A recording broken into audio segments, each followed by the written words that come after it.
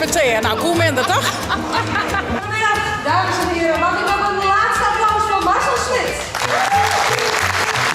Nou, ik ben je. Denk je? En ik heb ook een enige connectie met deze school. Mijn vader heeft vroeger de land- en tuinbouwschool gedaan. Heeft een hoveniersbedrijf gestart. Dus ik voel me enigszins ook echt wel thuis in de verhalen die ik hoor. Goeiemorgen, een nieuwe dag, een nieuwe vlog. Juster in de vlog vertelde ik al dat ik de midjes nog naar het 74-jaar jubileum van Eres in Boetenpost mocht om daar in een panel te zitten. Nou, en ik denk, daar ga ik maar een paar beelden. Maar ik ga heel volle leuke beelden. En ja, echt een sfeerimpressie van hoe die middag weer. Een tierenslaggenmiddag, als zeg ik het zelf. En ja, ik zou zeggen, zeg maar even en geniet. Hier komt het, 74 hier. Nou, hoi jongens, ik ben in Boetenpost. Ik mocht hier even parkeren bij deze boerderij bij Bergen. En ik zit nu op zoek naar het festivalterrein. Want zal ik het wel een beetje nemen? Het is echt een jubileumweekend voor 74 jaar Ares. AOC Boetenpost. Dus ja, en ik zit dus in een panel. En we gaan het houden over de jeugd en hoe het werkt. En ja, ik ga het wel beleven. Ik ga wel zitten. En nou ja, je weet het wel, ik praat wel. Dus dat komt vast clear. Het rijdt een beetje nauw, dus ik zit op de plaats. Maar ja, dat mij de pret net drukken. Ik hoop wel dat het ergens in een tent of binnen is, maar we zullen het zien. Ik zit op zoek naar het terrein, maar echt ergens die kant op wezen. Nefs me ben goed. 74 hier. Welkom dat jij doet. Nou, het lijkt het alweer wat droog te worden, maar maak je me eens zien hoe mooi het er hier uitziet. Het is morgen ook nog een morgen blijft het sowieso de hele dag droog, dus dat is echt wel mooi. En hier binnen is ook nog een heel mooie opstelling. Bankjes van pallets. En ik zeg hier dat ik heel leuk, net een redenloper, maar een gasloper. Dat vind ik toch wel heel leuk bedacht. Kom ze eerst het podium op. En ik loop dat wij erachter die steentafels aan steen maaien. Dus ja, echt op een podium ik nog jongens. Jongen. Nou, dat komt vast clear, dus superleuk.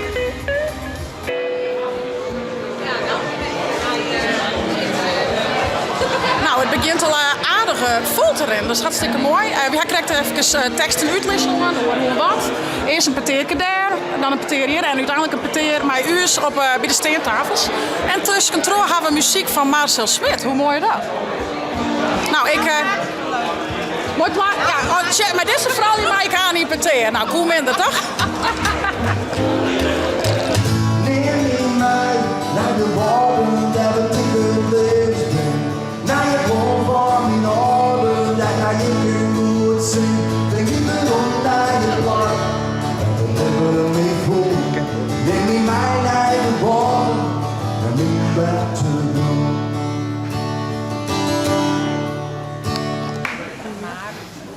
Goedemiddag, dames en heren. Mag ik nog een laatste applaus voor Marcel Smit?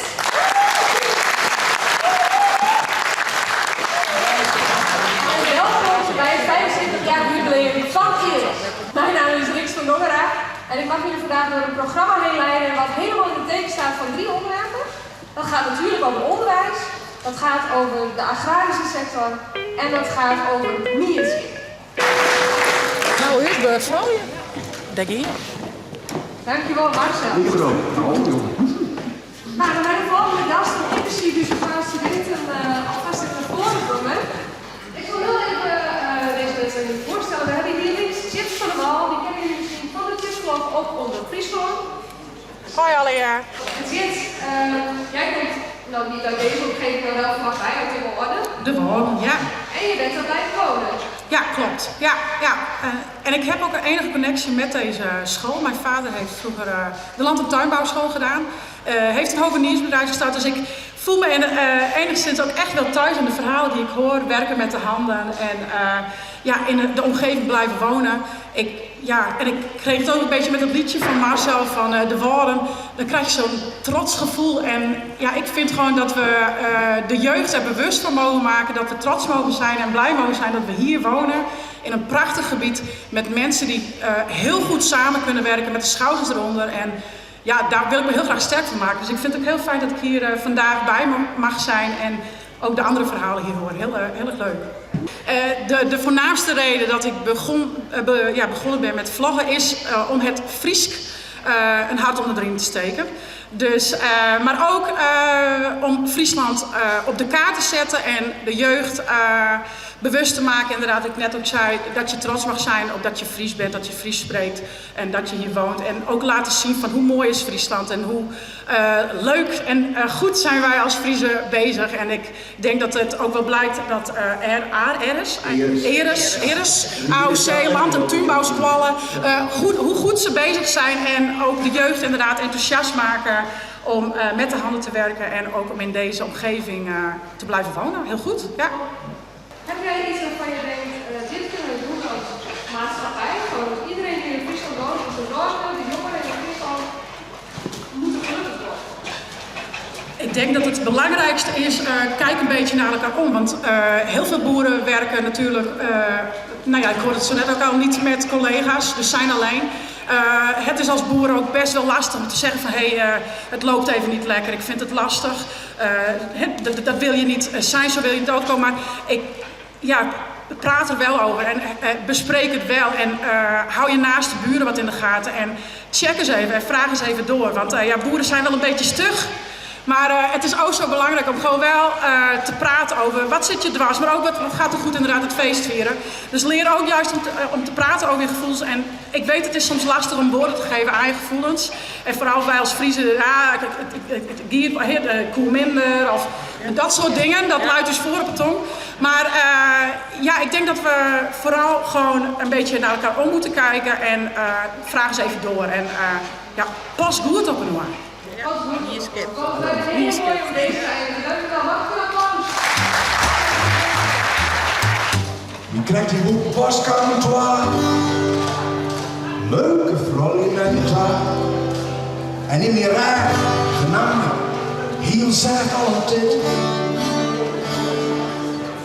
Morgen doe ik graag, maar toen kwam er nog een vraag. Was toen eerst nog maar uw show van Jan Smit. Dus ik zei, als de nacht terugwijkt en de zon weer schijnt, als ik jou zo zie in de zin komen. En je weet hoe breed ik van je hart, heel hart staat open voor jou. Wees niet bang voor superdag, er is nog niet voor speciaal meester. Ik zie jou zo weer van, oké.